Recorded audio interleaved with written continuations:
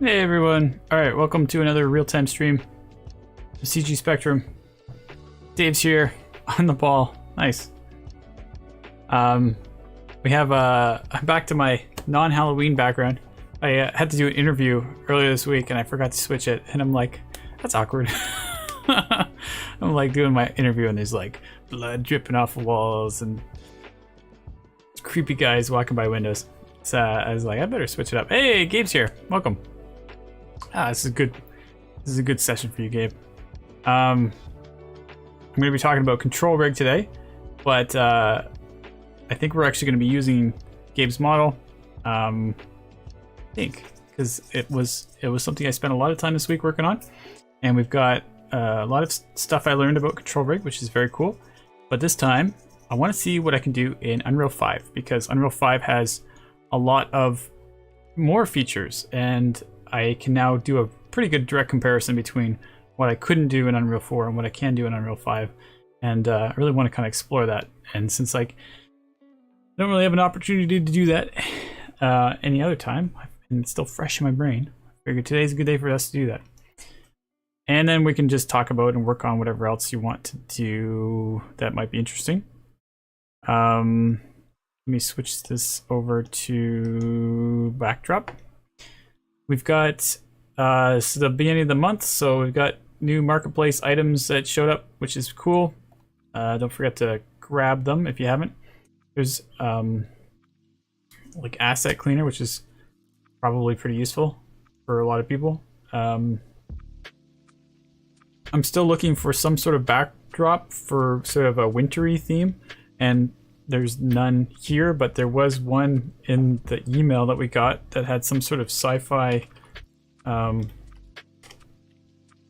was like a sci-fi snow thing that I think is just always free, so it's not in that particular collection. Anyway, it was a little bit off. It had a lot of that winter, it was kind of like a combination of like winter breaking into a science fiction sort of lab thing, and it's not quite what I'm looking for. I'm not even sure what I'm going to do for Christmas theme, but maybe I'll just, if I can't think of anything, I'll just stick with the Western theme for a while until I figure it out. No rush on that front.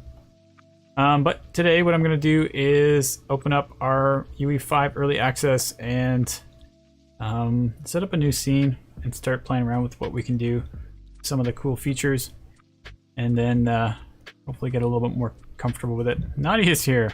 Hey, Nadia. We're all running and rolling good today, I think. So far, so good. Let's see here. I'm gonna do a blank one, I think.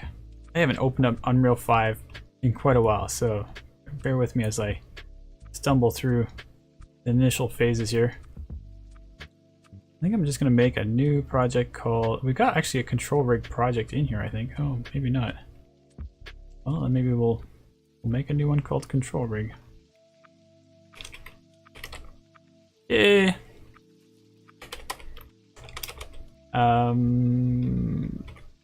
Control rig testing. Make it really vague. Target platform desktop quality maximum. Starter content ray tracing.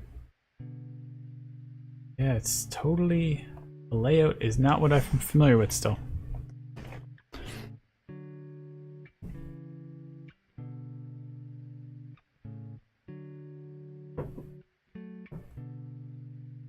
Okay. So, how do you, what was the hotkey again for opening the content browser?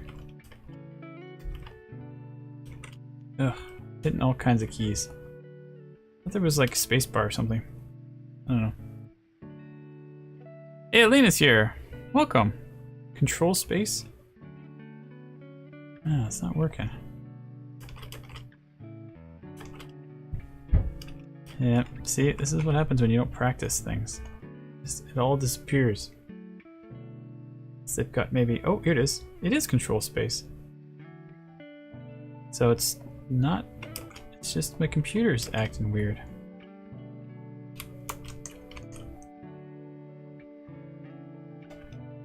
I don't know.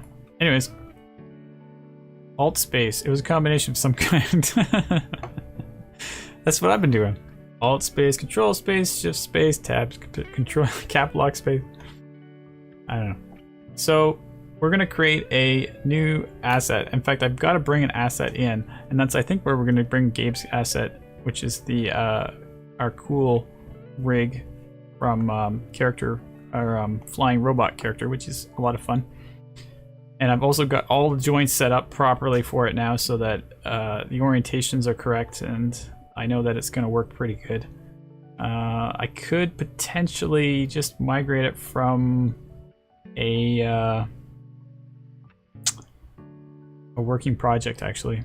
Might do that, so I don't have to put all the textures back together again, which is not a fun workflow, because it's not really what I'm here for today. So I'm just gonna jump over to my source control and go and grab some of that stuff. Grab this Midnight folder down. It should be compatible with Unreal 5 by just bringing it over.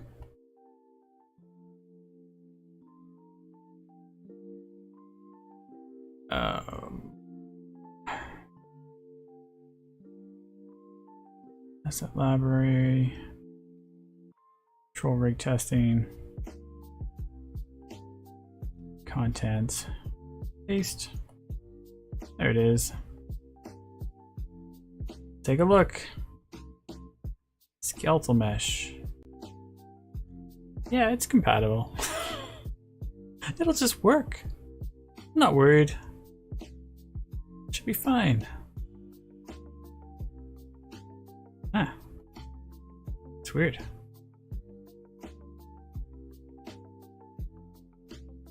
Oh, let's... Got the skeletal mesh, I think. Can I try importing it or something? I don't even get the import option.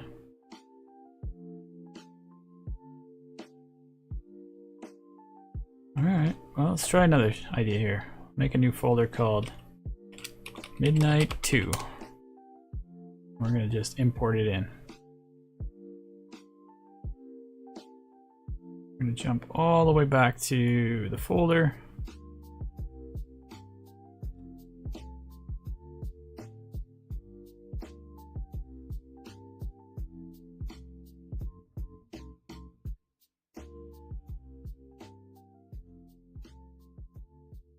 We're going to jump all the way back to the folder. Come on. Taking so long here. Show in folder. We want to get to, let's see here, our source folder. Copy that in here. Alright, so here's our source folder. Here's our FBX for our skeletal mesh. The materials came in, then I can just make this work. We have to do that way. Christopher! Hello, CG Spectrum in the house. Welcome. I'm gonna do some control rig learning today, I think. If I can get this figured out. Import skeletal mesh, import mesh, keep a new skeleton, import all. Let's do it.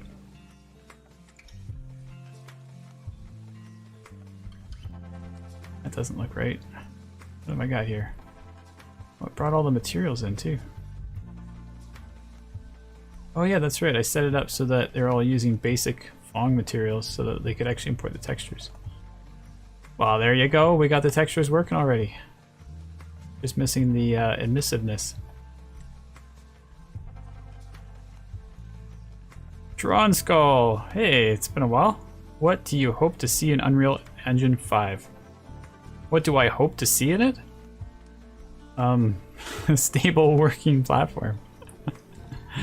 I don't know. I mean, honestly, I don't use it very much because it's kind of a one-way road at the moment, and it's specifically designed for game workflows. But meanwhile, the version that they're probably working on with Fortnite is so far advanced and different from this version that you know, there's probably good elements that you can take advantage of. But I haven't really been investing a lot of time into working with it.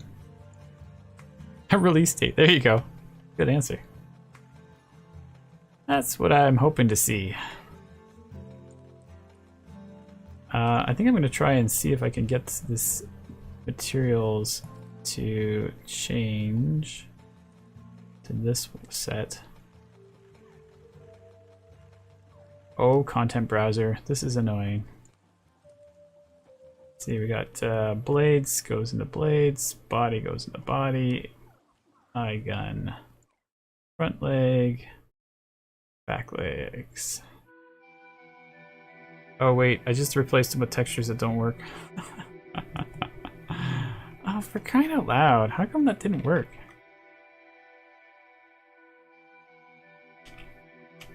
Alright, well, we're just gonna have to live without emissive materials for now. Because apparently I cannot seem to get this thing to shift across. At least we got all the textures in some form. Hey, control spacebar is working now. Just kicked in. So there's our rig, our skeletal mesh. I mean, it's a one-way street. Because you can't go back. You can't go from Unreal 5 to Unreal 4.27, and they have told us that you can't go from Unreal 5 early access to Unreal 5 full release. But that might change because so many people are using Unreal 5. But like when I was talking to the educator guys, they were saying, don't expect it just to be compatible with the full release. They weren't originally planning to do that. There was no roadmap to design it to be compatible. So they're like, don't put a lot of investment into a project with early access because we can't guarantee that it's just gonna like roll over like it usually does. They're putting the investment into getting 4.27 to roll into the full release of 5, but they have no plans to take the early access and get it to be compatible. I don't know, that might have changed. That was a few months ago, so maybe they've changed their roadmap. And what's hilarious is I just tried to bring something from 4.27 and it didn't at all come into this version, so And I don't really know why, because it's not that unusual that you can bring files from one version to the other. In fact, it makes me almost wonder why I wouldn't just like open the other project in File and see if it opens. But usually you can just copy a folder of assets and it will just pick up. But these ones, textures came through and materials got disconnected, and this isn't even close to being working. So a lot of stuff did not come through on that front. All right, so we're gonna go to Midnight 2 and we're gonna create a control rig from the skeletal mesh. So I'm just gonna right click on this and create control rig, which doesn't exist because I haven't got the plugin set up yet. So let's go to plugins, type in control rig. Allows creation and use of splines for control rig. Okay, I'm gonna turn that on too because I don't even know what that means yet. I'm gonna save a whole bunch of stuff. I think this is for the map.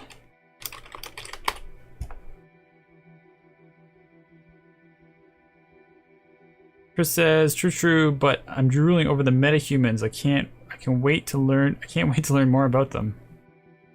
Yeah, well, you can have fun with the metahumans already. There's not really much limitation, but I, on the other hand, am quite limited because I can't get my bridge software to work.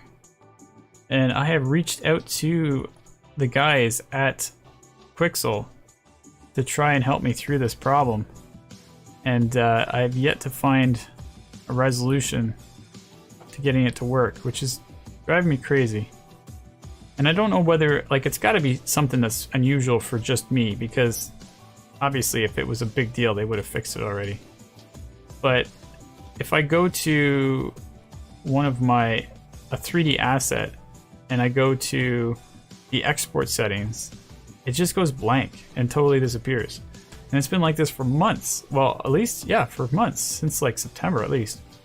It used to work. It was working fine. And so it's preventing me from being able to take the metahumans and send them over to Maya. Like, I just don't get any choices. If I work around, I can get the menu to show up again, but I can't get...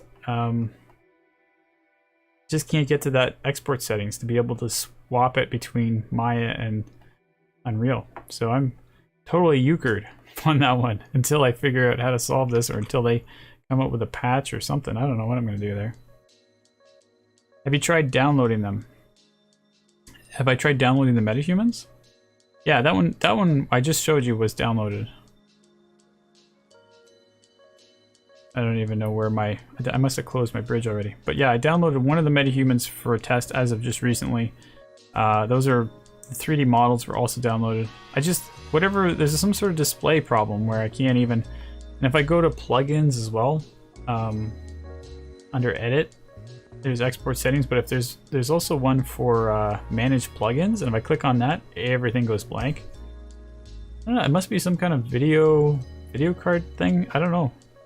I even installed a really old version of my NVIDIA drivers from back in like the oldest one I could find, which was like January, and didn't change anything. In fact, I was getting warnings when I was opening Unreal saying you've got an old version.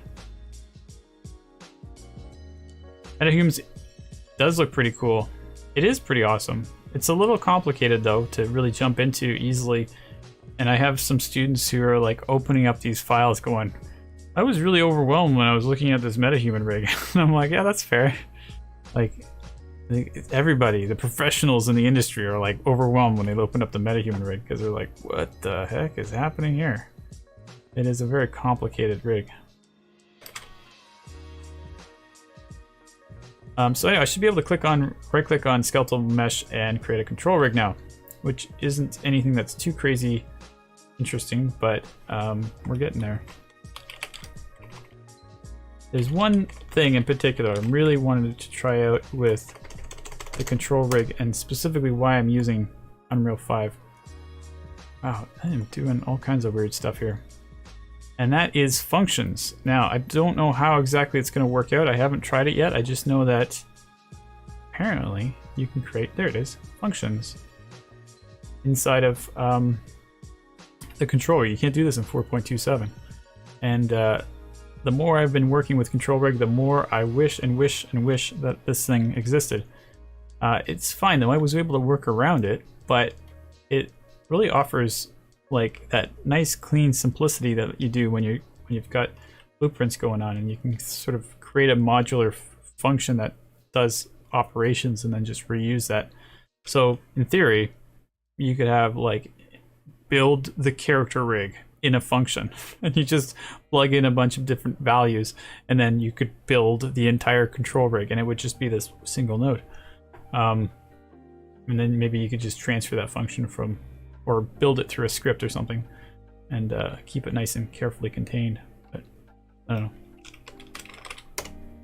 I'll test. Chris says, I hope you get to be my mentor at some point. I am in the Intro to Real-Time 3D Production class. Oh, really? Who's your mentor? Because I'm afraid you're probably going to be missing me, because it sounds like you're taking the only term that well, unless you take animation in the portfolio term.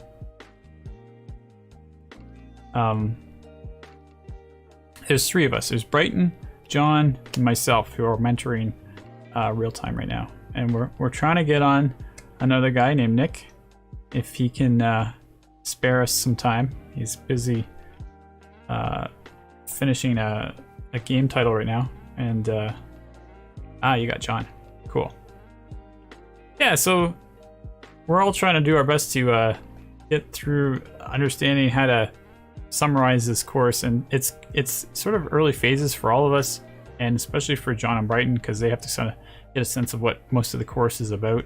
But John's done a few of the weeks for joint positioning in Maya and stuff, and he's very familiar with rigging setups, more so than I am. So he's got a really good sense of the subtleties of those pipelines, which is super awesome. So definitely try your best to take advantage of that and ask away at all these great questions of like, how do I solve this problem? What's the best approach for this kind of setup? This character, for example, has a lot of joints that had to be very carefully laid out as well, where we had 4 legs. There's 8 blades. They're all pointing in different directions. The orientation of those blades is really important, and it's really important that they all rotate in the same way so that you can get the same effect off of each of them. So it's a great example of how orientation is pretty important, and then obviously skinning as well, and positioning of where those joints are. All right, so we've got our forward solve here. The main point of why I wanted to create a function was to try to build our IK rig for the legs in a more procedural way. And we did actually manage to do a procedural way when we set this up in the course, but I'm going to try and use functions this time because I think it's kind of cool.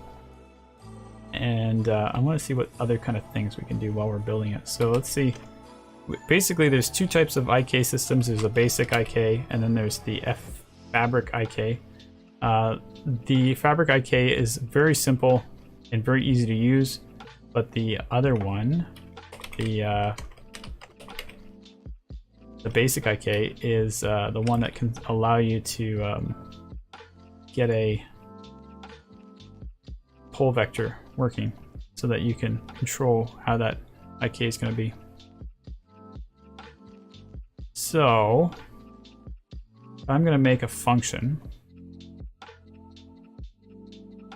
I'm gonna have to pull that into, I'm gonna put that into the function here, this basic IK. And we're gonna want some input pins, so we could put 3 different types of joints. See our inputs, we got 1 argument. We just need names. Those are our 3 names. Call it joint 1, 2, and 3.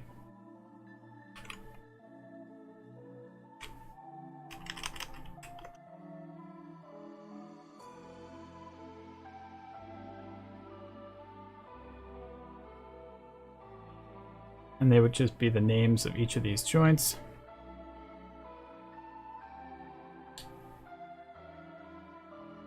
And so when we bring in our function called test, we have 3 joints to work with, and they're all names.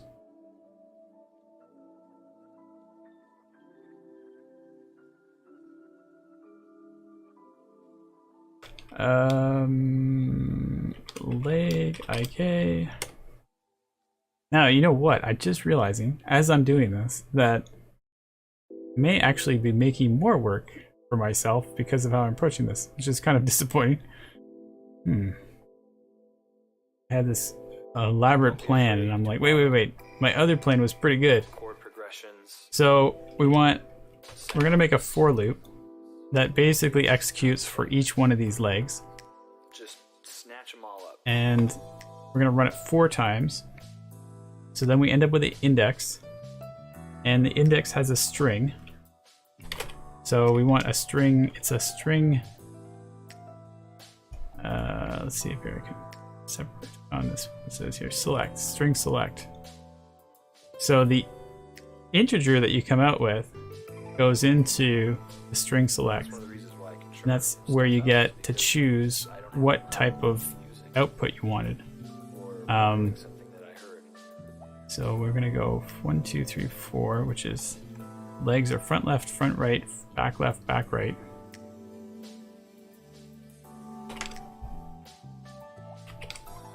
And I used to, because I thought it was not original, not creative. But I quickly found out that I am not original. And I can't make up. We're gonna replace them. See, maybe this stuff can go inside of the function. So there's a replace option here where we're going to take a part of the name, which isn't going to go here. We're going to take a part of the name and put it into the new name.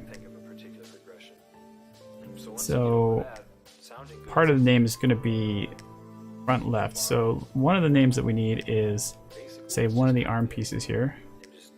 We're going to start with upper. So that's basically going to be there. But what if we put it so that it was here instead? And we don't want to put that as the old. So the old, we need to come up with a value. Let's put XX, and this is going to be XX, which I know makes no sense right now, but I think if we take this and we put it inside of the function, we might be able to sort this out inside of a function instead of doing it all externally.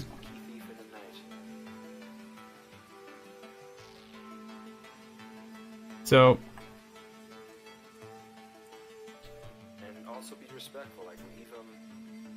here's our forward solve execute. So we got one of our joints goes into the forward solve. Joint 1 gets put into the name. It swaps out the word XX with one of the indexes based on what loop we're in. So it's going to be front left, front right. We can actually go to watch this value on result. How about this value? Oh, I guess we got to output it somewhere. That goes here. Oh, you can't. Maybe. Oh, let's compile it for a sec. Maybe you can't compile it. You can't watch the value when you cite in function. That's gonna suck.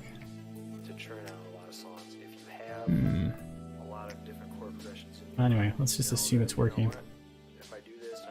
It's looking for bones with the name of the input. Front left, front right, back left, back right. Swap it out.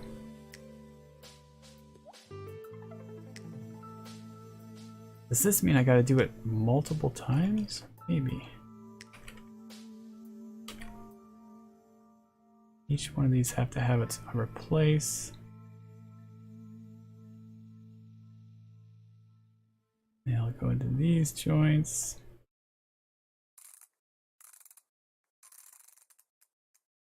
Okay, let's just see if we can get this to work here. So what we're missing right now is, what are we missing? We're missing something. We got the joints.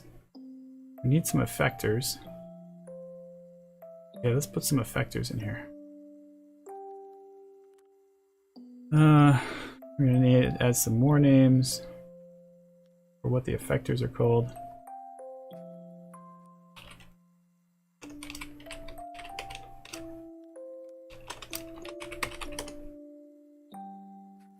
Now all we're looking for is a transform of our effector, actually. So I don't... still gotta get the right name, though. So we come back here to compile, and we're gonna create a controller.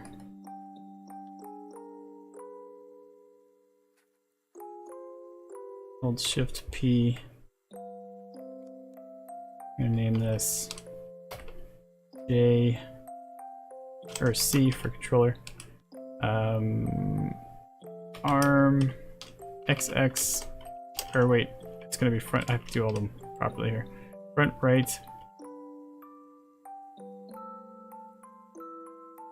IK.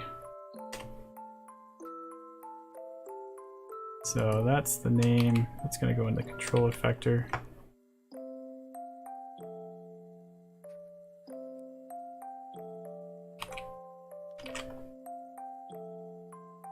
See here, we go into the leg. Oh, I forgot to put this in here. Oops, not that one. In here, and this in here.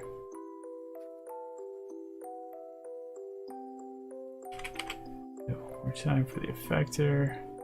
This is pretty abstract. I hope this works. I'm really experimenting here. It is pretty cool when it starts to work, though, I must admit.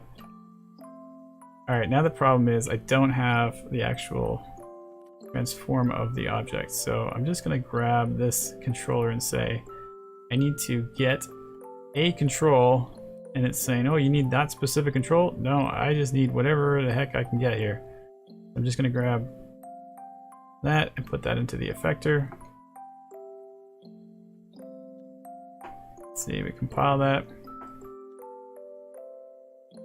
May have to like pull it out of the function just to test this out or something. I don't know. I'm not seeing any results yet. Like for example, this. I guess if I try to move it. Anything trying to move with it? Initial position. It may just be like, okay, let's go back to more basic stuff to make sure this all works before I get too crazy here.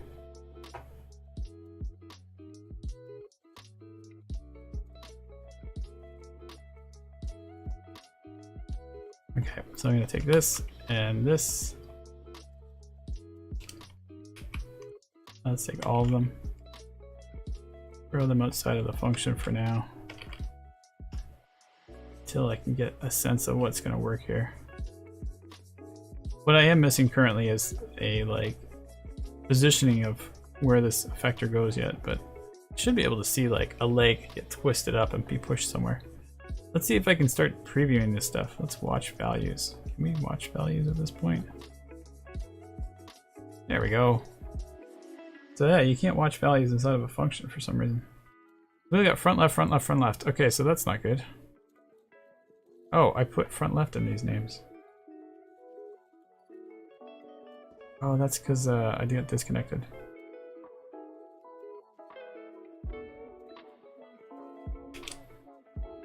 Well, I'm just going to manually put them in for now. Upper, and then we have... See, as soon as I put X in there, it's XX, it starts to find something to replace. Lower. Oh, there we go. Now we're getting some results.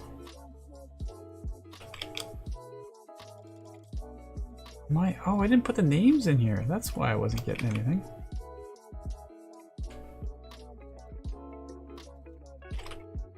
Lower and null. And this has to be XX, not just front right. Otherwise, it's never going to recognize it. Alright, so let's just go back to our original function for now. There we go. Now I'm getting some results. If I move this controller, what happens? Ooh, they all want to follow this controller. Just made an octopus. Abram! Abram? Welcome. Thanks for joining. Feel free to chat away and ask some questions.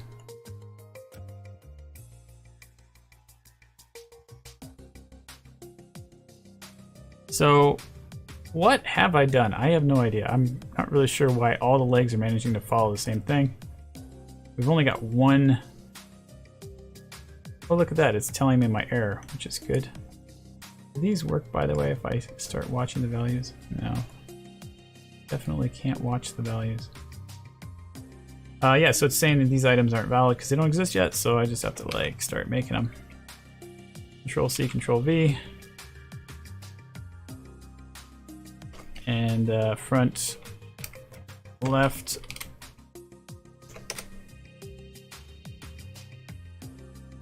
front back right. And each time I do that, these errors are slowly dwindling away.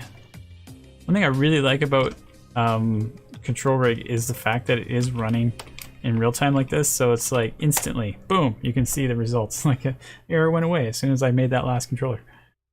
It really is quite nice. You don't have to worry about testing, waiting to see if it worked or not, or it's like you just know as soon as you put the data in that things are starting to either work correctly or not work correctly, and then if they're not, then you just make a correction and they all start correcting. All right, so this is working. We got IKs being put on each leg, all through the magic of a function, a single function. And the function luckily has, you know, I used XX as their generic position of which joint it is. So it's using all of these different joints down this list. Notice I did not use the base joint, which I don't even know how to use that yet. It's possible that there's some good reason for it, but I don't quite know how to take advantage of it. And then inside of the function, you can, you know, make quick decisions and make some changes if you need to.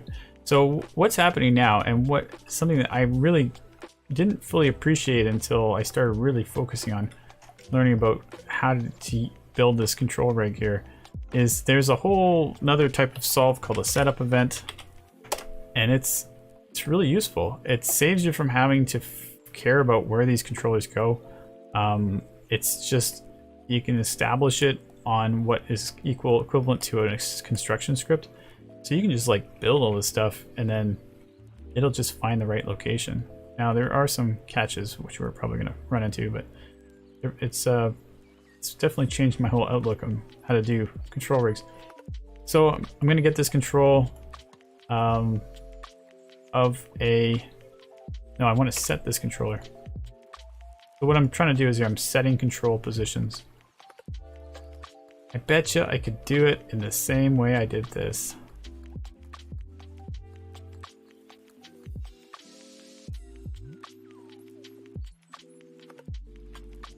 But we'll do it after. First we'll make it and then we'll put it in a function.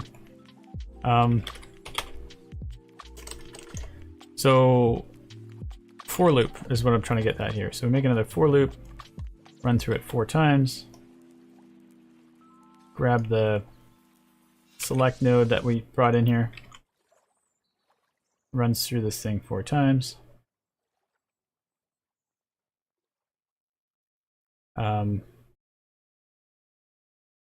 We need a name. Do some replacing.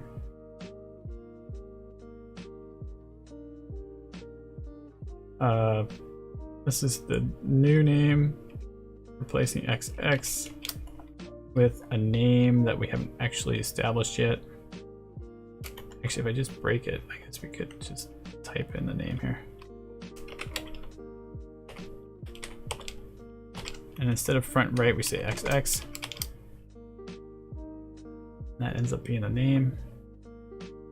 So we've just told all of the arms, boom, boom, boom, boom, all 4 of them, to be at a 0, 0 transform. So if I probably should be able to just... Oh, they're not quite at a 0, are they? There we go. I can just start putting numbers in here. And it'll just put them all somewhere else. So the idea is that we want to put them in the same place as the null node, I guess. So we grab a null node, get the transform. Chris says, node work I think is my biggest weakness. It's gonna be like a steep learning curve. Yeah, I know, don't worry. We're all on the same boat. It's fun though, once you get sort of the hang of it. I know this, I'm kind of running through it a little faster than I would normally because I've done it before. But once you start getting the hang of it, you really start to appreciate how important it is to do it more carefully than just... Because I could have done... I'm doing it dynamically, but makes it look a little more complicated, but I could have just said get bone transform, set bone transform 4 times. But because I've done it this way, I can do all kinds of interesting things if I wanted to right here. Even though I don't think I am going to do that, it's probably going to be pretty boring. Because I don't have to really offset it. I want it to be in exactly the same position as the null node, so it's just going to be boring. XX, we put that into that. Oh, I forgot to say what it was. I'm going to type that same thing in here. Okay, arm XX null. And also, I really stumbled around to figure this out because what I'm used to doing is a totally different type of workflow in blueprints. So when I got to control rig, I'm like, what the heck? How do I do anything?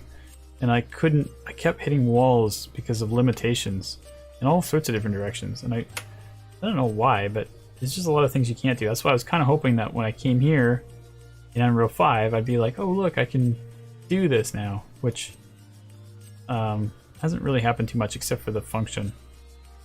But I don't know, we'll see. We might run across some cool stuff as we're doing this. So that's gonna get all of the bones, and we're gonna put them all into the transform of this one. Boom. Now all the control rig, all the controls are being placed at the location of the null on the setup event before anything has happened. And then we go to forward solve and we just keep saying, okay, now that we've the controls in the right place, now the control drives the IK, which means it pushes the effector of the IK around. So it's doing 2 things. One's it's pushing the controller to the joint, and then here it's the controller is, oh man, the joint is driving the controller here, and the controller is driving the joint here. It's like flipping the whole operation upside down. It's hard to explain that though. So I could put this into a function too. I don't know if I can just right click and say collapse. Oh, I can collapse nodes. What happens when I do that? Ooh. Just collapses the nodes. Can't do that in 4.27, as far as I know. If I double click on it, it puts me in here, shows me the whole thing. And probably want to name this something more specific.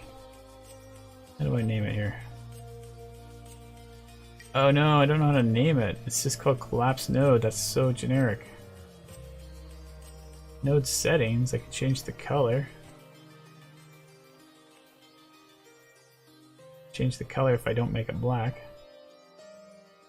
It's gotta be a way to name it. Oh, here we go. Rename.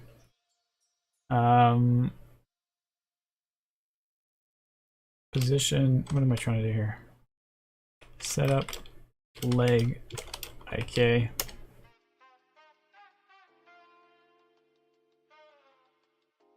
That's not too bad. That keeps it nice and neat. So you'll see that one of the problems is the knees are bending invert, so you need a pull vector for that. And that means more controls. You add pull vectors. But, so we'll just make one for now. Duplicate this and call it pull.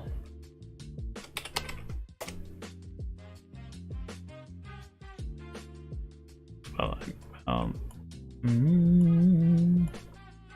maybe we'll change the look of it this time. We'll take this and switch it to diamond thick or something. Oh, maybe not diamond. What was it? Pyramid or something? Triangle, pyramid. Pyramid thin.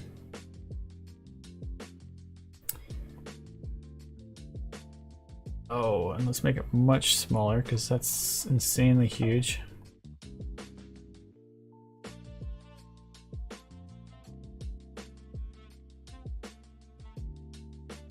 Okay. And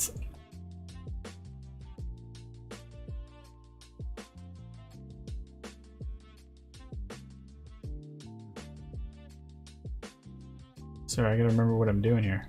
Oh, I'm setting up the control here. So the pull vector is going to be very similar to what's happening here, except for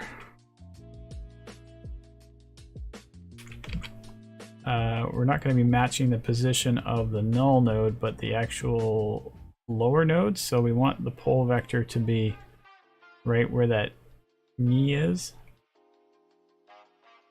and then up a little bit. So here, that into our execution here, and we're looking at converting what is called pull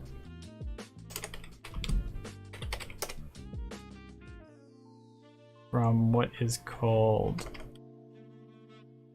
lower.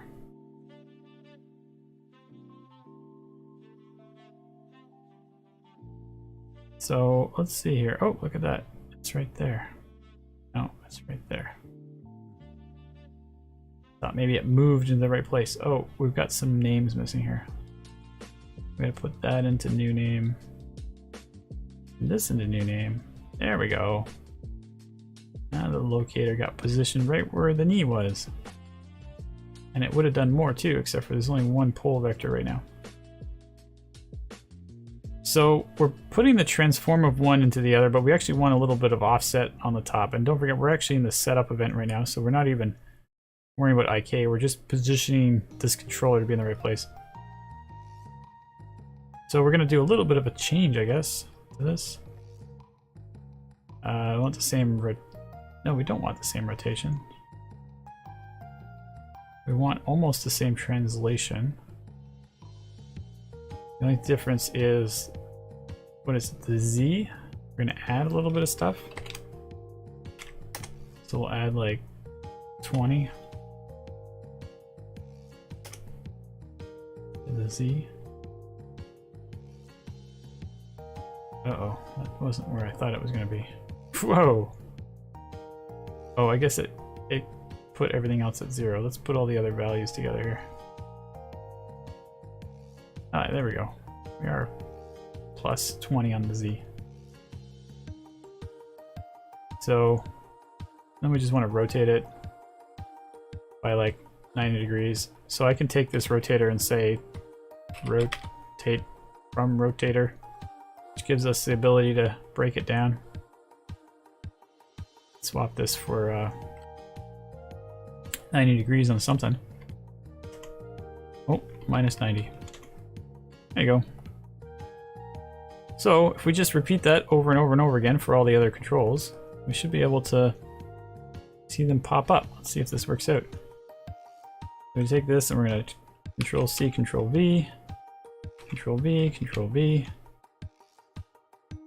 So back left, back right.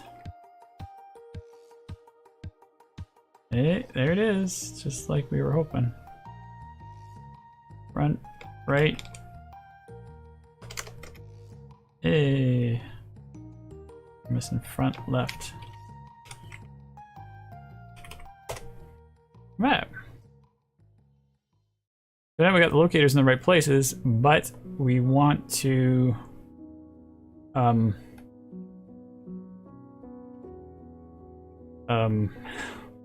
oh, we want to put them into the IK still. So this again was just happening inside of this leg setup event stuff here. So we got to still like actually do something with this IK. So inside of our basic IK, we have an option to put in a pole vector, which is what we're trying to create here. So we're going to get the transform of these pole vectors. I'm going to copy this dynamic name thingy that we're doing here. I'm going to get the name right. So C underscore arm XX pole. And we pop in our dynamic name changer thingy. And that transform goes into pole vector. Whoops, we gotta break this down here. This translation goes into pole vector. All right, definitely working great. I don't know what I'm doing wrong right now, but so anyway, the knees are going up now, which is good, and the pole vector probably is going to affect the knee. Oh, it worked as soon as I moved it, which is a bit weird. So that's cool. You can actually see like the rotation of this pole vector is actually not quite right. Let's go to the setup leg IK and make a little adjustment here. Is it on the rotation 45? Yeah. So hopefully that, yeah, rotated all of them by 45, so they're all pointing the right way. Great example of how nice and easy it is to like make fixes when they're running dynamically. And then, so I don't quite remember what the process is here, but we've got a secondary and primary axis of X being the primary, Y being the secondary. Let's just try some options here and see if this makes any difference.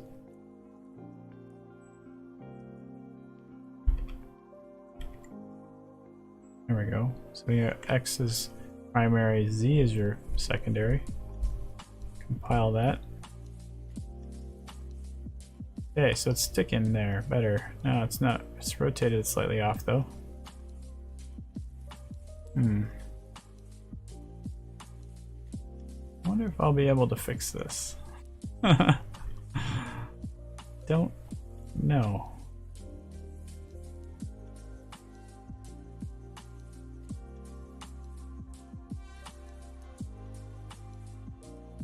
Really am just guessing.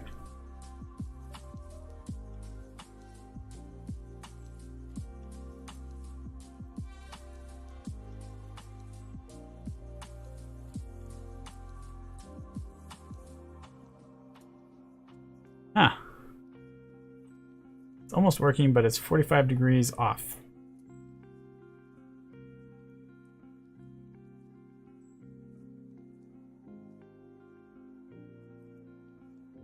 And it probably bends the same way.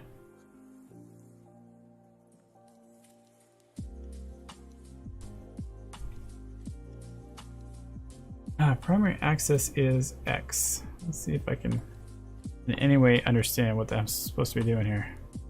If I grab let's grab the joint. If I grab this joint, no, I need to do the lower one. When you right click on it, you have the option to control the bone transform, which gives you hopefully an idea of which way the X is. So X, red is X, green is Y, and blue is up. So definitely X would be your primary axis, and then your secondary I would assume would have been Y, but I think when we did Y it did not work.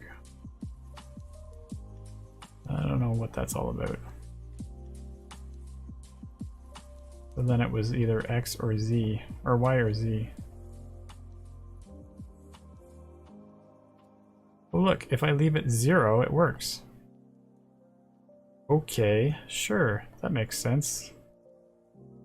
Well, there you go. All we needed was X as our primary and everything else was 0. Well, yay, it works.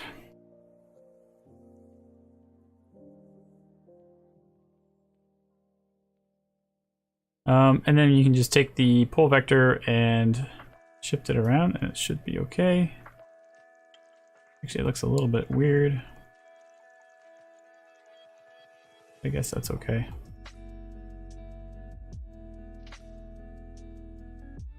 It might even be an argument to say this is why we need to include the other joint. We have this joint here, which could in theory be part of the IK system, but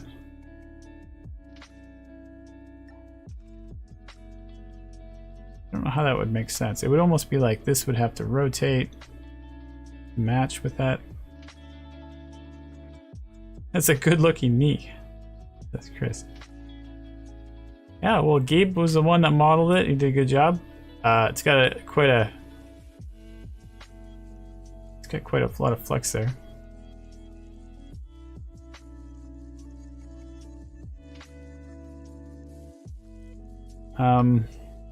Anyway, I just had this sudden thought of like, oh, what if we tried to introduce the other element into the knee? But I actually don't even know if I can do that. I'd have to add another input.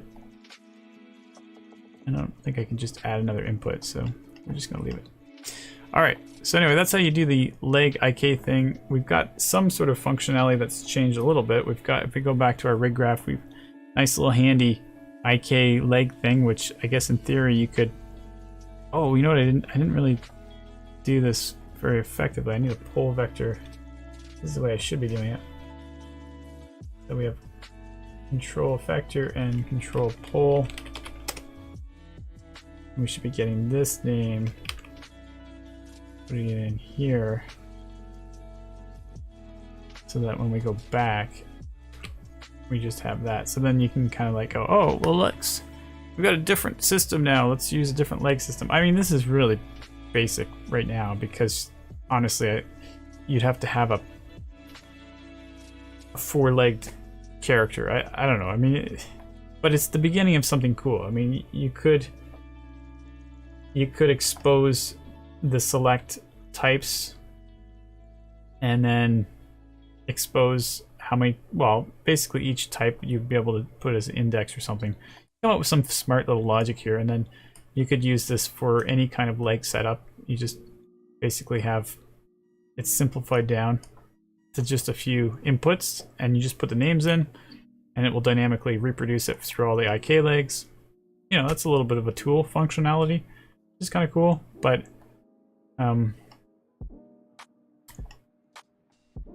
at the moment it doesn't seem that obvious, but I think this is where like auto rigging can definitely come into play, and then you have these little functions that can, you know, jack of all trades little tools that you could use to hook up entire biped systems and stuff, potentially. I don't know. Maybe there's some major logic flaw that I'm not thinking about, but it's kind of where I was hoping it would go.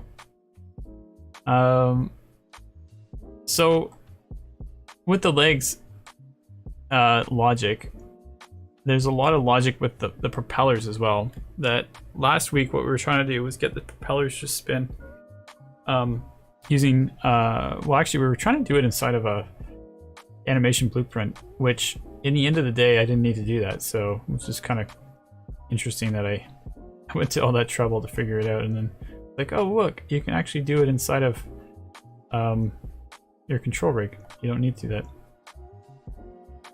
One issue I did run into though was getting the slider to hold still. So let's talk a little bit about some of that, or try that problem out anyways. If I make a new controller here, this is something I found out recently. You can make it into whatever type of controller you want. It doesn't have to be a transform controller. And you're like, oh geez, what can you do with this? what if we made it a float controller? So we can start calling it like spin, blades, spin.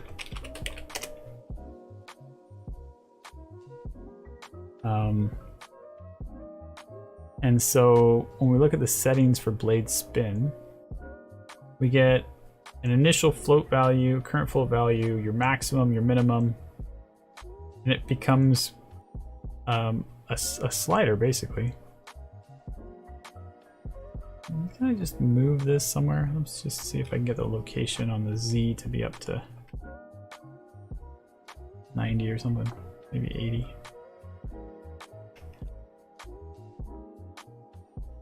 We'll make the gizmo a bit smaller.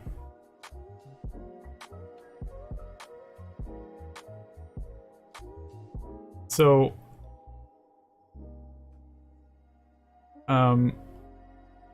let's see, what can I do here? Maximum float, minimum float, initial float. Make the maximum 10. Axis, oh, here it is. There's our little red line. I'm looking for this little red line. So we're on the x-axis, so let's go to the y-axis, or no, the z-axis, so that we can see our little red line. And this object will just move along this line. So it can be your like interactive slider, like how they do like facial rigs and stuff. Rizwan, hey, welcome. So I'm using this kind of a control to be able to get the blades to spin so that you can interactively as an animator go, oh, I'm just going to speed up the blades. It's pretty cool. And then you can just bring these values in, get the controller, and you get your float value out. And you also get your maximum. Now, how do I do this again? Spinning blades. So we still need, I'm gonna drag this blueprints over here. This is usually where I tend to see it. So it's your, if you don't see the blueprints, it's like usually hidden by default, which is bizarro, but it is available in your window. We're gonna make a float variable called spin amount or something like that.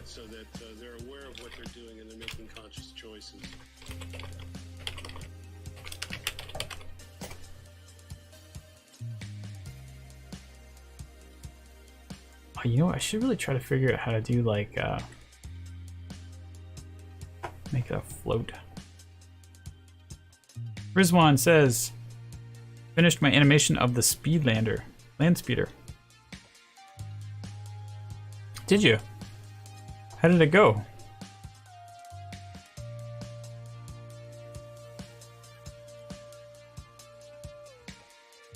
Are you happy with it?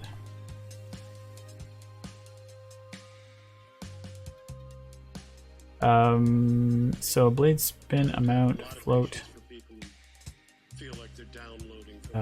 So what we're trying to do is we're trying to add values to this total spin. That's what we want to do. So this object's going to rotate based on how much the total value is.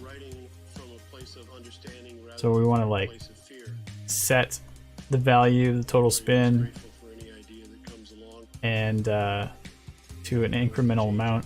So we also have to get it. So we get what its current state is. We're going to add it to what the float value is. So we just add. And we just add it to the amount. And then save it. And that's going to come after an execution. So, oh, check this out. If I go into my function, my execute content, it's executing 4 times and then going to the execute content output, which if I just switch it to the finish, that's going to be much more useful. This is pretty handy, actually. That way I don't get it running out 4 times, I only get it out once. Otherwise it would be hitting out 4 times. So this is good. So then in theory, what I could do is go back to my regular rig and then say, I just want to continue it on after that function. Keep going. Riz says, you can go to my YouTube channel, check it out. Chris says, it's the epic lo-fi for me. The epic lo-fi.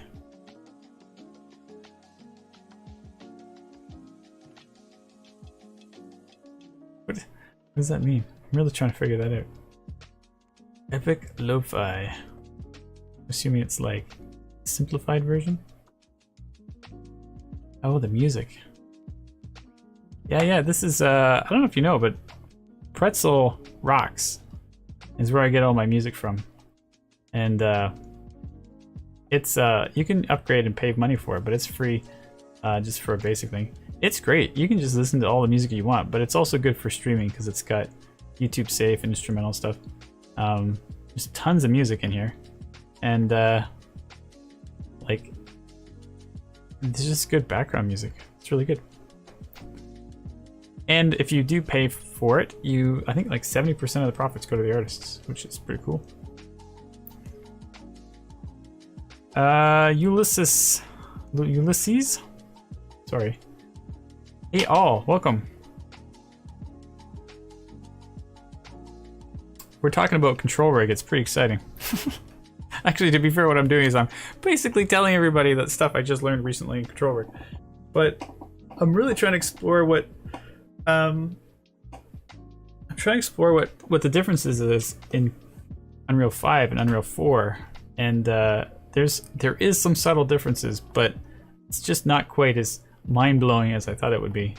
Part of it might be because I've already got my solutions on how to solve these problems, so I'm kind of just taking the safe road most of the time. So here we are setting up a float spin. Let me see if I can watch this value. There it is. So you can see that that value is incrementing little by little, and if I bring this slider down to 0, it's going to stop incrementing, and then it goes up faster based on how far this is, because I'm just basically taking the value, adding it by whatever the float value of this thing is, and then putting it in. So if I take that number, I can apply it to the rotation of the blades. Ulysses, the second one. Thanks. It's good. I appreciate your support for my lack of pronunciations. So I'm gonna take the joint of that particular spinny bladey thing, and we got two of them, one for the upper blades, one for the lower blades, and we're just gonna set the rotation to, I guess we could just get that variable again. And now we gotta break this. So rotator.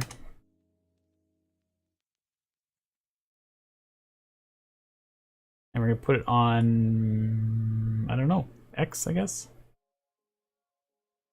Oh, look at that, it's spinning, but it's not taking anything with it. We gotta say propagate to children. Boom. There we go. Just like I wanted it. Wait. Hold on, let's switch this to Z. No, that's not it. Y. Oh no, that's not it either. How could I get it wrong every time? What's going on here? I think what the problem is, I'm taking some of these values, like I'm putting zeros on them when they shouldn't be. So let's try local space instead of global space. Try that again. There it is. Y on local space. Gets us a spinning blade. And then we can just take this node up here and stop it. And get it to move slower and faster based on how fast that's moving. This seems so easy. If you watched me last week on my stream, I was like, I don't understand. And I was like stuck and trying all these ideas. I actually kind of wrote off that it was impossible to do it inside of the control rig editor. But then I was like, oh wait, here it is. It's super easy. You just basically add two values and put it together in a variable. Okay. So we're gonna take the other one, the lower blades, and we're gonna spin them the other way.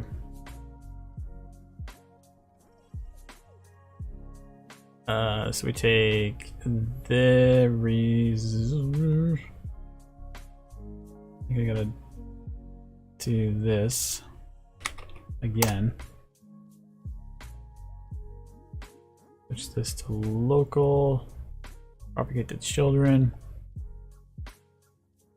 And this time what I want to do is multiply by -1, which gives you the opposite value. Apply that to y. There we go. Then you got one rotating one way and one rotating the other way.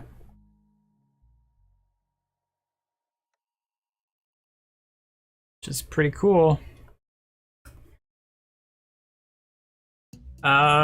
So one of the problems that you can see here, which I also have to tackle, which, you know, no big deal, but it's definitely an issue. I don't even know how to demonstrate it here. Notice how, like, if I start doing stuff, the rotation stops. How do I explain this? Like, if I take maybe one of the IK joints and I start moving it, I don't know if you can tell, but like the speed of these spinning blades is changing because of things I'm doing in the environment. And that's because I got to multiply by a delta in order to get to a very consistent value. Because right now this is ticking inconsistently. Sometimes it's more, sometimes it's less. So I got to figure out how to get that math to be matched. Riz says, I'm happy with my animation. Excellent, Riz. I'm really glad.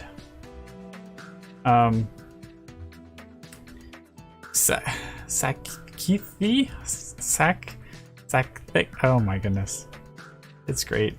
You guys all get to laugh as I try to say people's names. Amazing. I'm getting excited. You're getting excited about the blades. Is that right? Awesome. Yeah, we got some fun stuff we can do with these blades for sure. They're pretty cool. Would you like to see your animation? I knew you were gonna say this, Riz.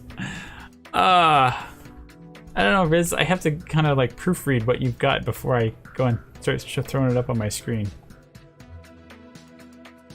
If you wanted to try and what's your animation YouTube channel again?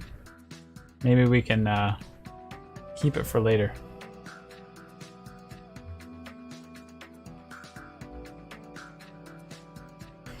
Dave's thanks, Dave. Not laughing at me, just laughing with me. Yes. Yay, blades. Okay, so what I got to talk about is the consistency of this calculation here. So look, there's you can just say delta time, and it gives you this value, which is a very small, tiny value. And if we multiply that value with what we're trying to add to the calculation, so at least I think this is how it goes here. So we multiply, whoops, that's not the right one. Multiplying delta with the float speed here.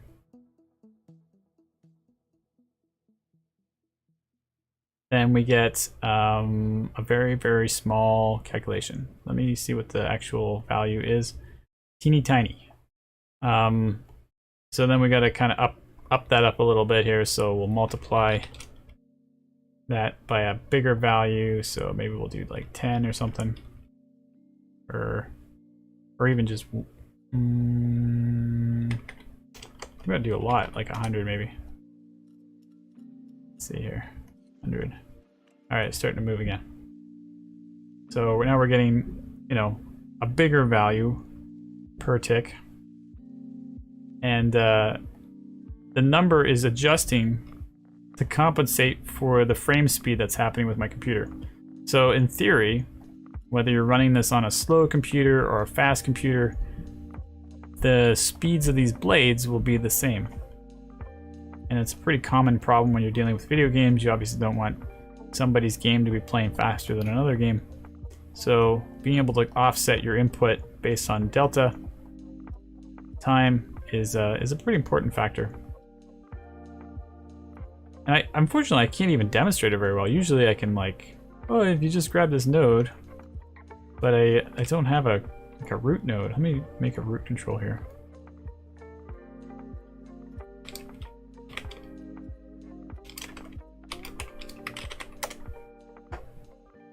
Called this one blade spins, but I should probably call it a proper name like C blades.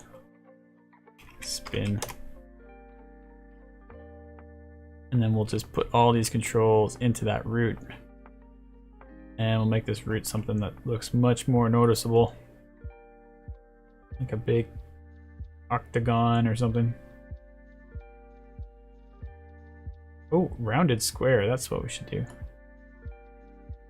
Alright, that looks kind of interesting actually.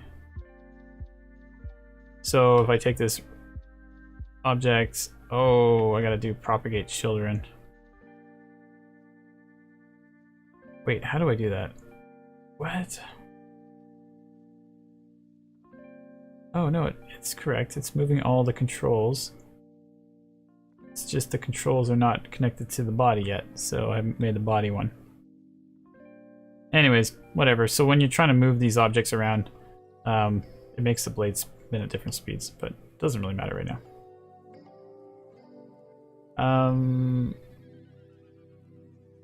Alright.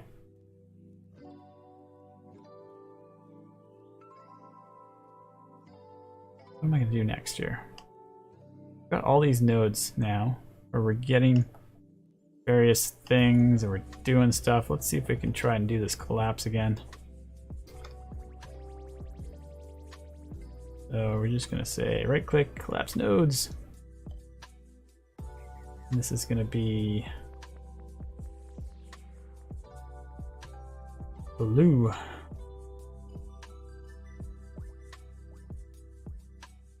How do I rename it again? So this is blade spinning. Alright, what does that look like? That makes sense, right? Leg IK, blade spinning, set up leg IK. This defaults in the wrong way, which is kind of weird.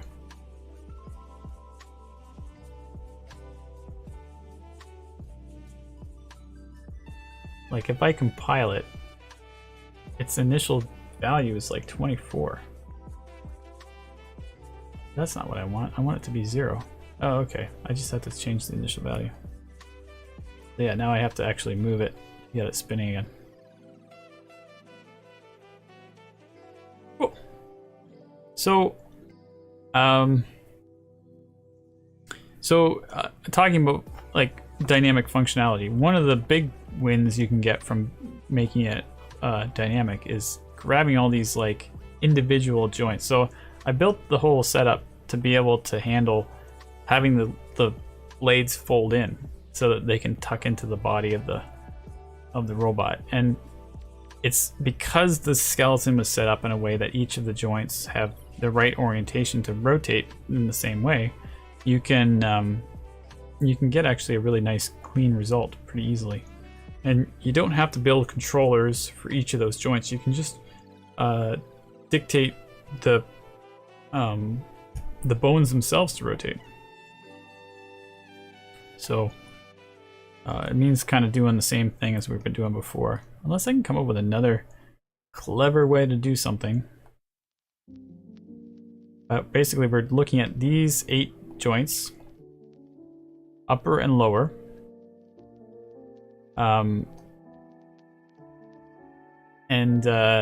Like you can grab all of them and bring them in as a collection, but because they're all maybe you do have to bring them in as a collection. Maybe I'm doing the right thing after all. So basically we're going to take this collection. You can pull from a collection and say I want to do a for each loop between each of those items in your collection.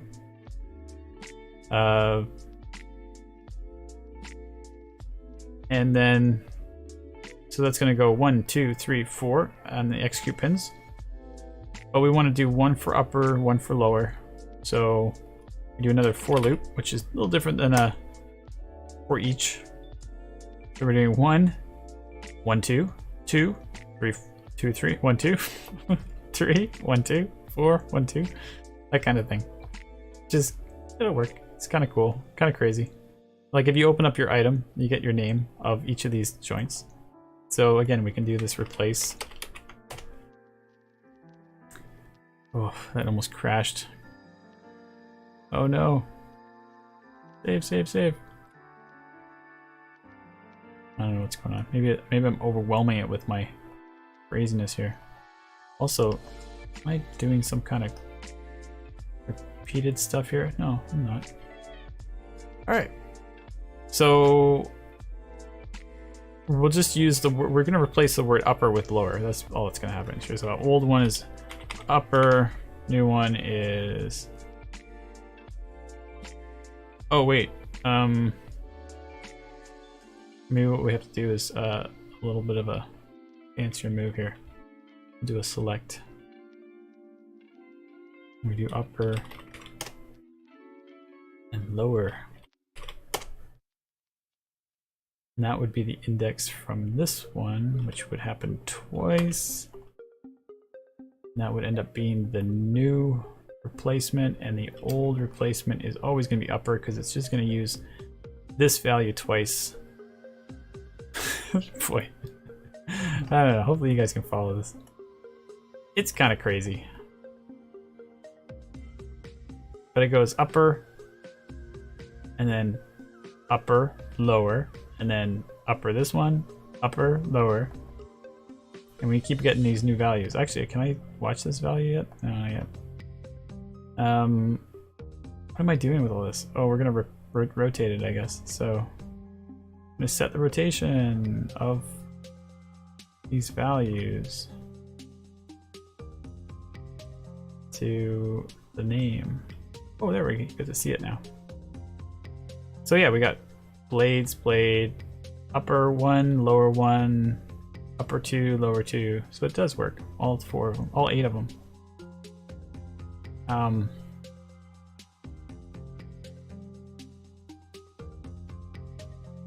Now we gotta figure out what we're gonna rotate it to. So currently we're rotating them all to like the same value of 0, which is no good.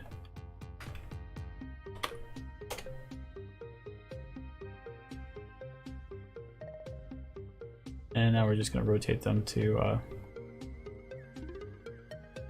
don't know, 90, I guess. Oh, let's move this to local space. Didn't quite do what I thought it would.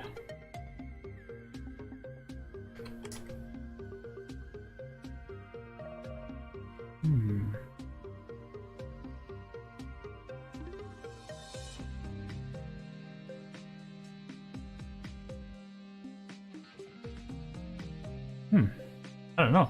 Why are they not all doing the same thing? If I did 90, it looks like they're all folded, but not really getting the whole concept yet. Definitely facing 2 different directions here.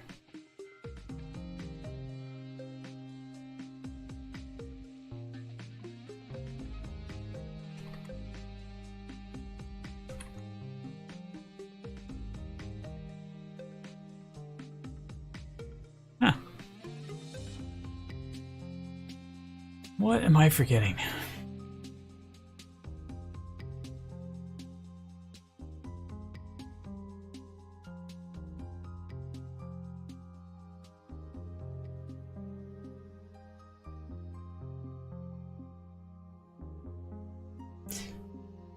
I mean, the idea is that it needs to be local space because each of those joints should be able to rotate individually in their local space and have the individual results.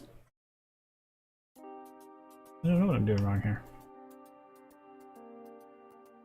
1, 2, 3, 4. Okay, well, I guess what we can do is just keep plugging away at what we're trying to do here. So, for example, this value here for blade spin, I just need another one of these where we have a controller that's going to be the open and closed. So we're going to just do another one called C blades fold. Throw that into the root. Abraham says, what exactly are you creating? I want to make it so these blades fold in. That's the idea. And it particularly would be cool if it would work, because it shows you that you can just in a few nodes make 8 controllers all move at the same time. And I'm actually not entirely confident as to why you're all rotating the wrong way. But I mean, technically if I spin them, they'll spin. They're just super weird. Super weird. Riz! Animation is 8 minutes and 58 seconds. Wow. Seriously, your land speeder is 8 minute long. That's a huge animation.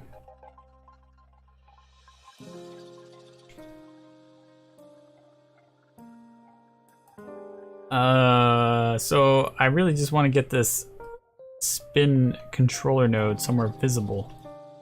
I'm gonna make it, currently that one is at 80. I'm gonna make this one go up to 80. Bring it up here. Maybe we'll make it over by 5. And we'll make this 0.5.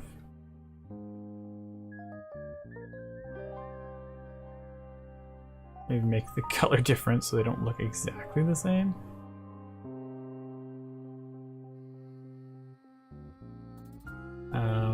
I should have just duplicated it, I guess.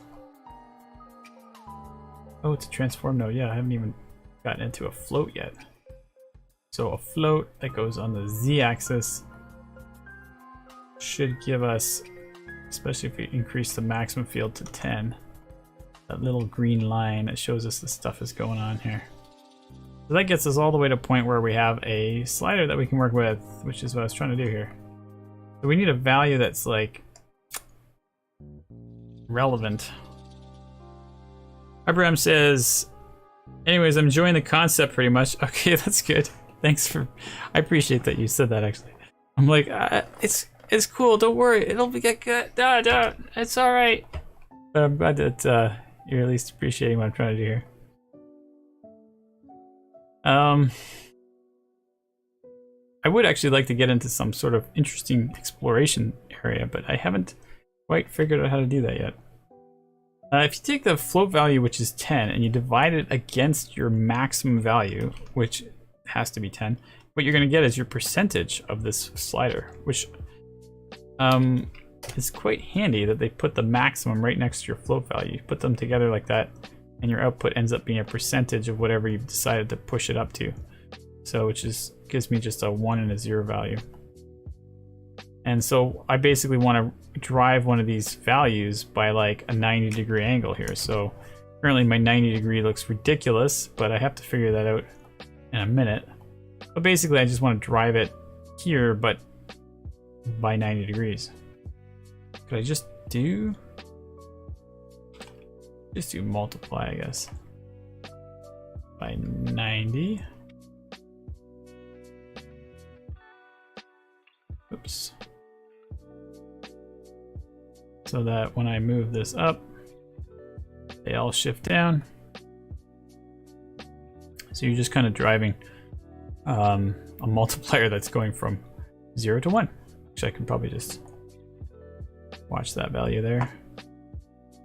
And you can see it's actually running on all 8 blades at once here.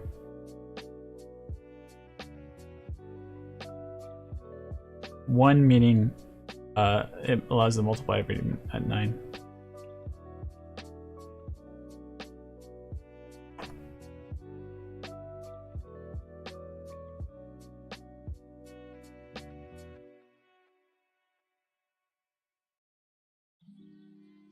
Still pretty baffled as to why local space rotation of 90 degrees on the Z is giving axes that look a lot like it's a world axis. Like, seriously, that does not look local to me at all.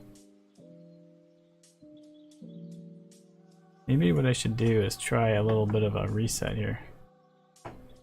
Sometimes that helps fix things.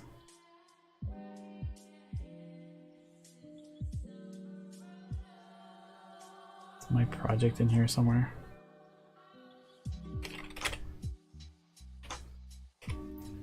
Control rig testing.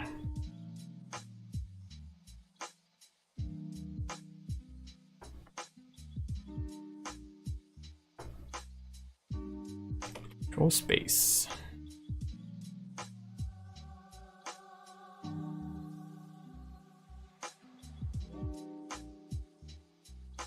Well, what is telling is that the position of these blades are different than they were last time. Which is like, well, wait, what? How can it be different? I happen to know global space cannot work. It's just not possible. It has to be local space that this is going to work here. And if it goes from down to over, it makes me think that the orientation of these bones are just not the same. Which, I don't know. Or I've got something else going on here. Pretty sure if I hook it up to a different value, we're not getting the results we want. Oh, it does go down though, which is surprising. Well, let's try X, see what happens. No, they're just twisting. Oh, I've also got 90. That's why they're down. They're supposed to twist.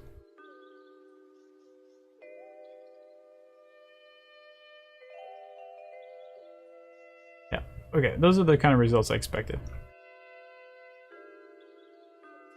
So, I don't know what's going on. Here's an interesting trick. If you grab your root of your skeleton, you can go to refresh, and it will reload the entire skeletal mesh to your joint system again. Gives it like a whole rebuild in case some of these values are offset, which unfortunately didn't fix the problem, but definitely, oh, hey, you know what's interesting? Is if this is at 0, why are they all oriented incorrectly? Oh, I think I know why now. Just figured it out. Riz says my YouTube channel is Riz Animation. Okay.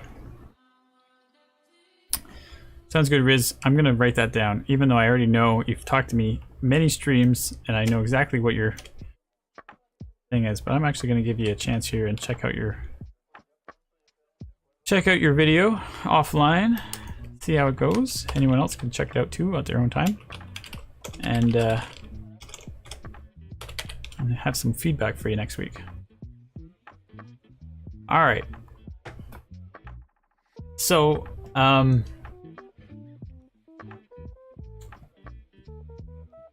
the reason why it's acting all weird is because I'm putting 0 on my Y and 0 on my X, and I need to be getting the original initial position of these joints. So I need to get, basically need the joint position. I need to get transform, the local transform of them,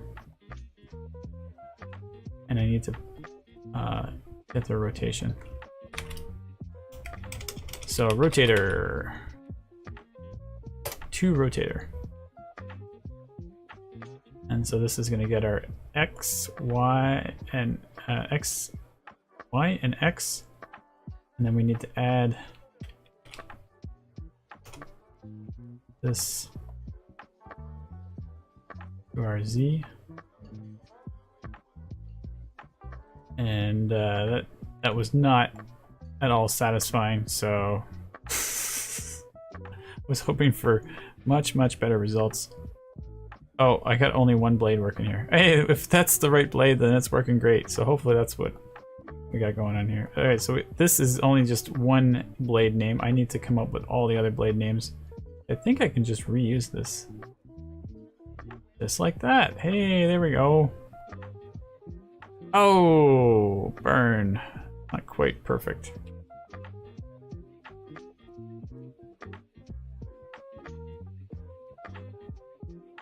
Well, that was pretty good though. Maybe we can do global space now. Let's switch it back to global. Maybe it'll work. Oh, wrong axis. It works. I can do global space now because I'm inputting all the values of the different angles. All right, let's see if I can. I'll put the 90-degree offset on the. You would have thought the Z was the correct axis, but oh, let's do it on X. X probably is what it is. So X goes here, X goes there. We don't want to do it. Wait, what are we doing here? plus this. And Z goes here. Y goes there, which already is, hopefully. Fingers crossed. Oh man, come on. I thought I had that right. Y goes here. Yeah, Y goes there.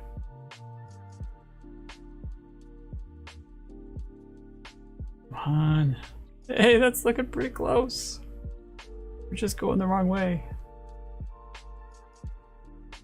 So do we do minus 90 here? There we go. Beautiful. So, yeah, once you get the logic figured out, it's quite easy. You don't have to repeat yourself over and over and over again for each of those different blades. And then when you get them spinning, they'll be able to fold in as well. So it's kind of cool. And I'm really thankful that I managed to remember a solution that works here. So,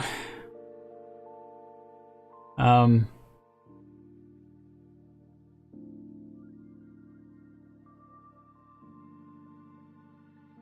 guess I should put this up into another compressed little thing here. Oh, here's one of the situations where I got to make sure that the completed comes out a little bit differently. So another compiled nodes here.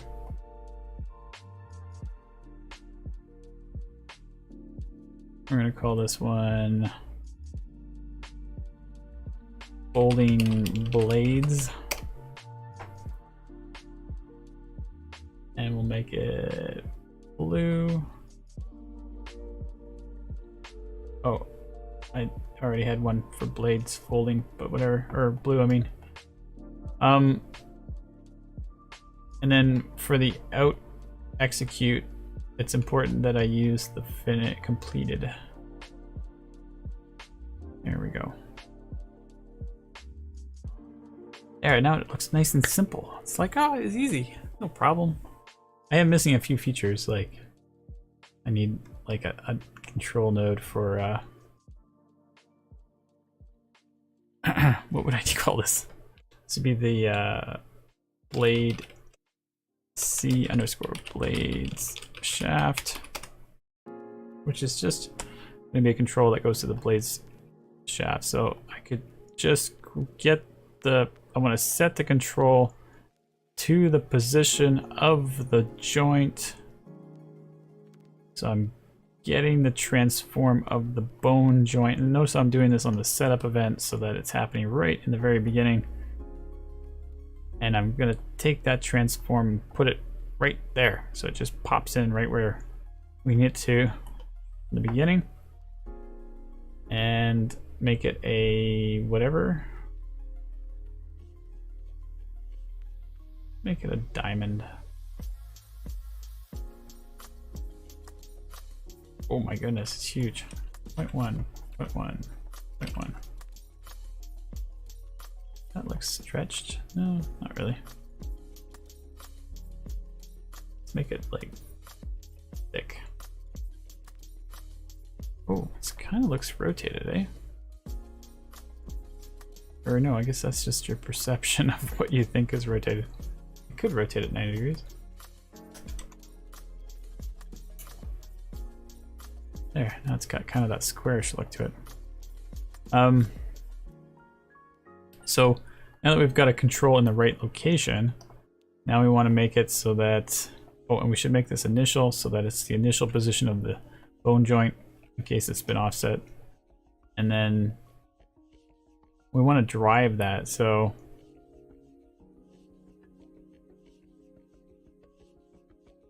every single tick we're going to get the position of the controller and tell, we're literally doing the opposite of the thing here, and tell the blades shaft to go where it is. Actually, I think there's a missing step that's very important to mention here. So we're going to find out real quick whether I did it wrong. So I'm just going to compile that, see what happens here. Alright, so it's moving. Oh, interesting how the bones are scaling as well. I forgot to say propagate to children, so that's useful. There we go. And these two sliders probably should follow that control now that I created one.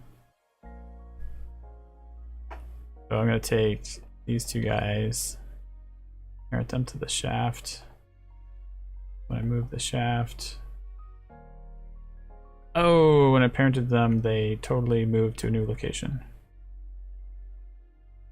Let's not do that yet.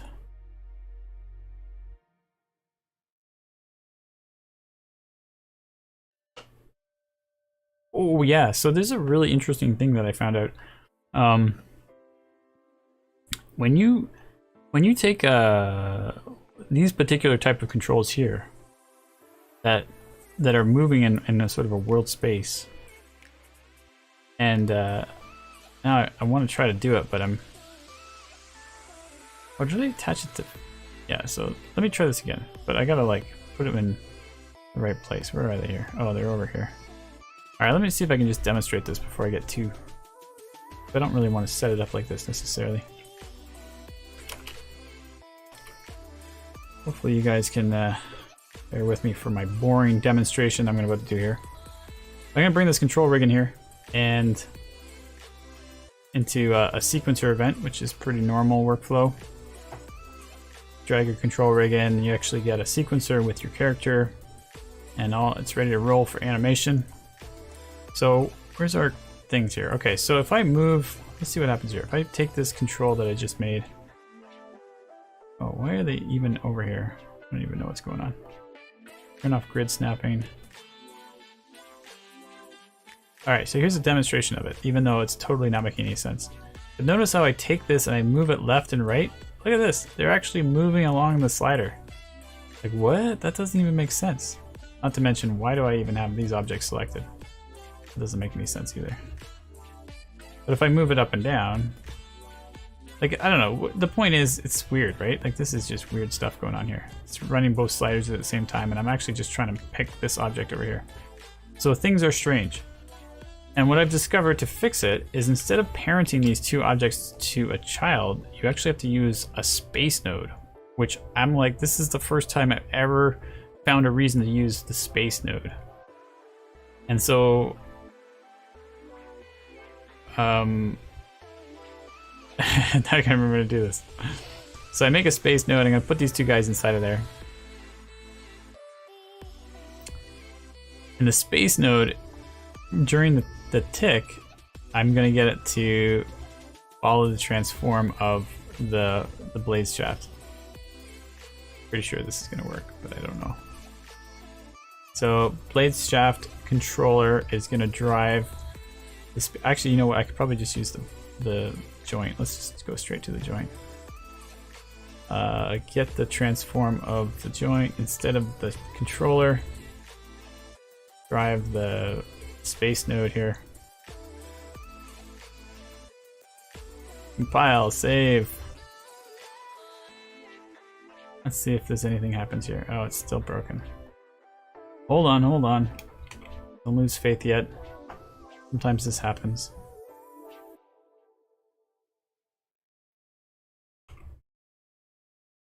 So I'm gonna close the editor, reopen it. Oh, whatever, just put test map in, that's fine.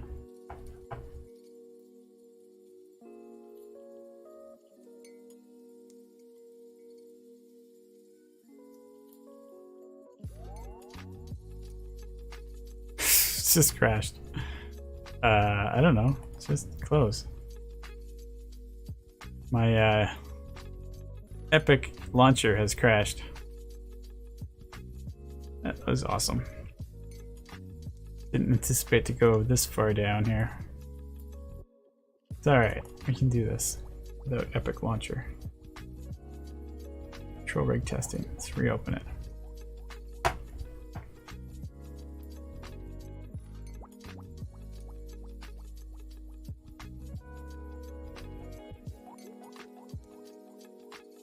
Alright, so I'm gonna get rid of this one and we're gonna bring in this control rig again.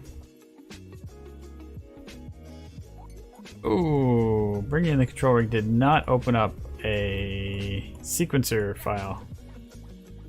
Ooh, earns. My Epic launcher crashed 12 times yesterday. Seems to be a common theme going on here. Oh, come on. Maybe it's because it was already there when I loaded up this map. Let's try loading up the map again. Don't save. Oh, wait. Maybe do save. Alright. Maybe I'll do a new map. As you can see, things get a little finicky here. So, a new map. Let's go bring in our control rig. There we go. Automated control. Sequencer. Just out of curiosity, let's try to reproduce this test. Look at that. It's not doing it anymore. I'm moving the control. It's not affecting these sliders. They're separated. I'm not even sure if it has to do with the space node or not, to be honest. It might just be because I've done the get transform, set transform instead of the instead of just parenting them. So what I'm trying to say is dragging these nodes on top of that node caused weird issues, but putting these nodes into a space node and then using that to be driven by the joint didn't cause issues. So there's something to be said about that. I'm still kind of understanding what's going on here, but it was something that you can't reproduce inside of the control rig editor, only in the sequencer where you're getting that issue. So something to be said anyway. Blades controls.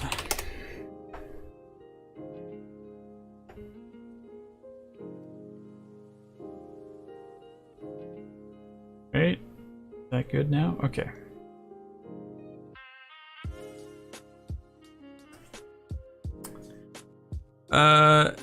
Edsel. Edsel? Edsel? Edsel. That sounds nice. The GPU would you recommend for Unreal Engine 5? What GPU would you recommend for Unreal Engine 5?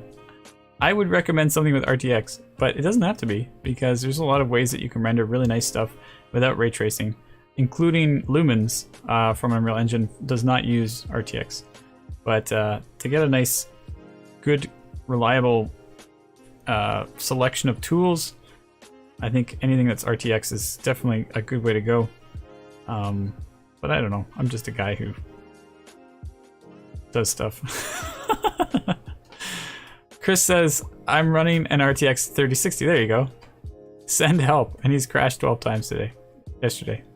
So yeah, see, it doesn't really matter too much. I have a 2080, I think. And it works great. I don't know. I don't have any plans on upgrading it. It seems pretty good. Alexandra. Hey Simon, do you know where exactly Pose Wrangler stores the radius for each pose? Holy cow. Pose Wrangler stores the radius for each pose. And I don't even remember what Pose Wrangler is, so we're not going off on a good start here. I spent my day looking for that to connect some blend shapes to make them work, but I'm not having any success. Oh my goodness.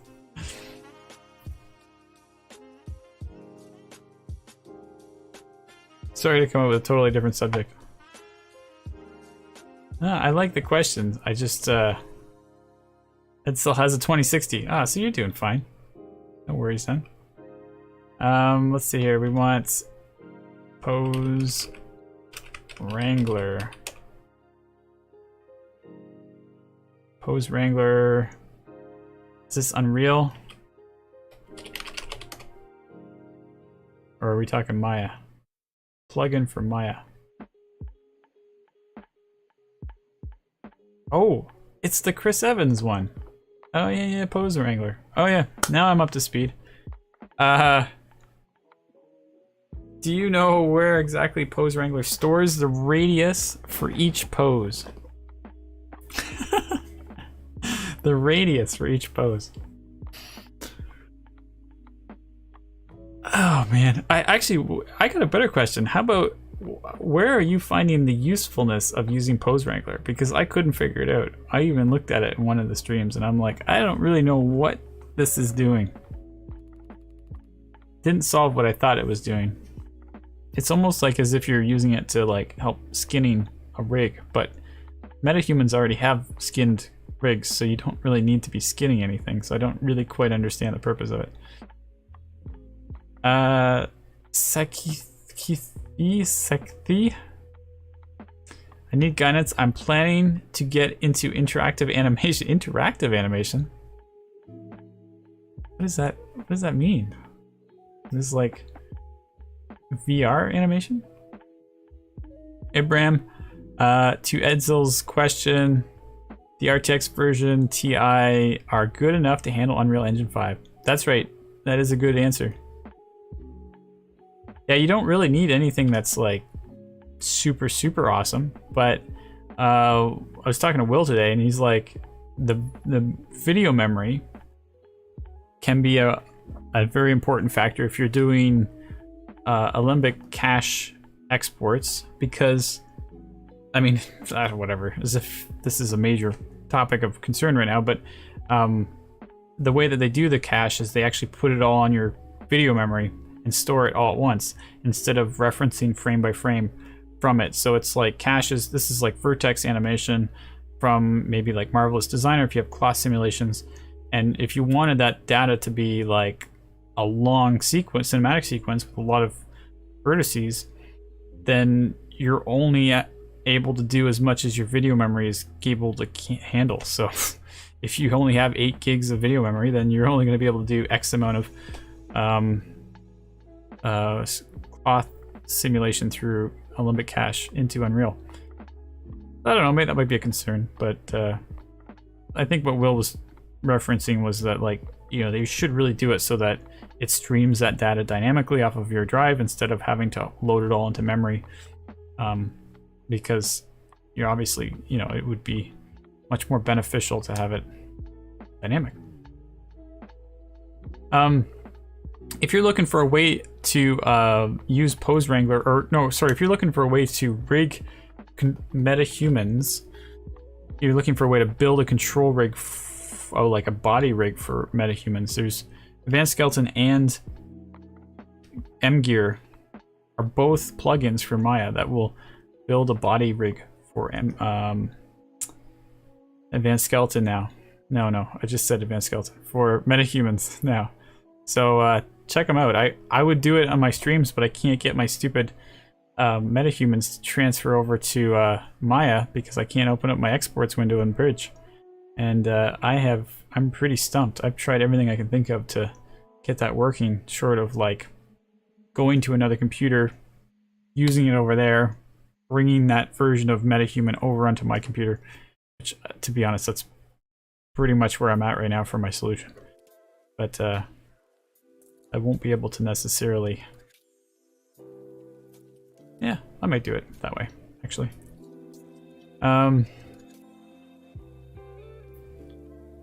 What am I missing here? Alexander says, as an RBF calculation is used in it, we can use it to interpolate different blend shapes as correctives. Oh, so you're using it for blend shapes. Corrective blend shapes. It works better than Maya's native pose editor, for example. No kidding.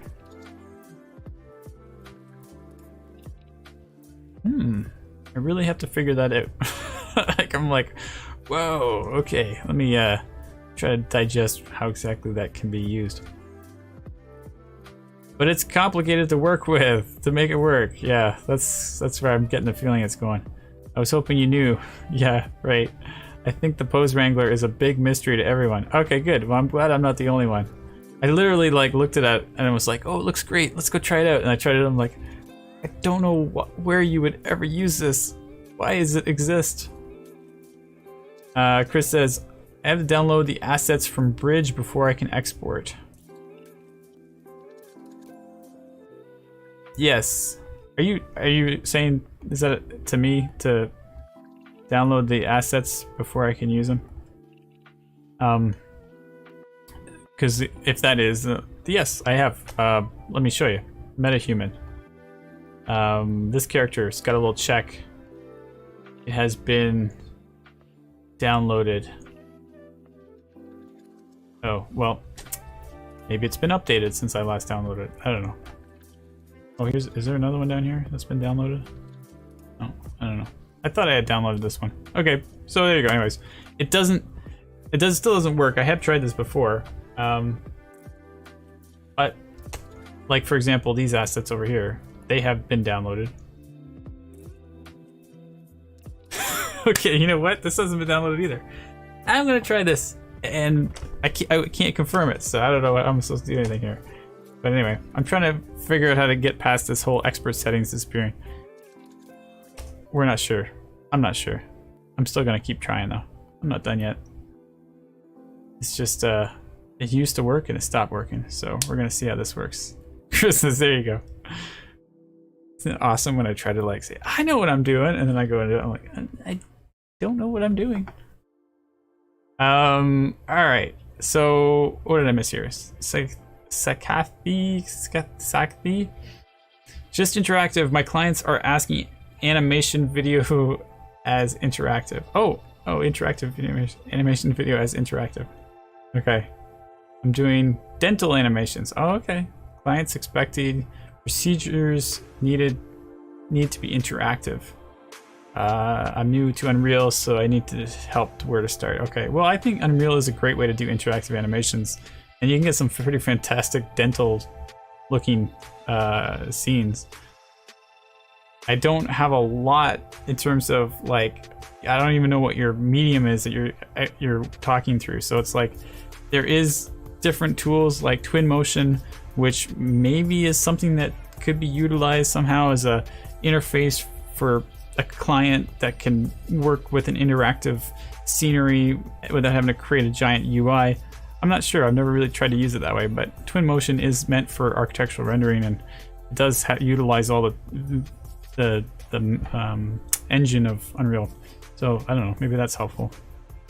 Chris says I added my MetaHuman into the ArtViz apartment. ArtViz apartment, and it worked.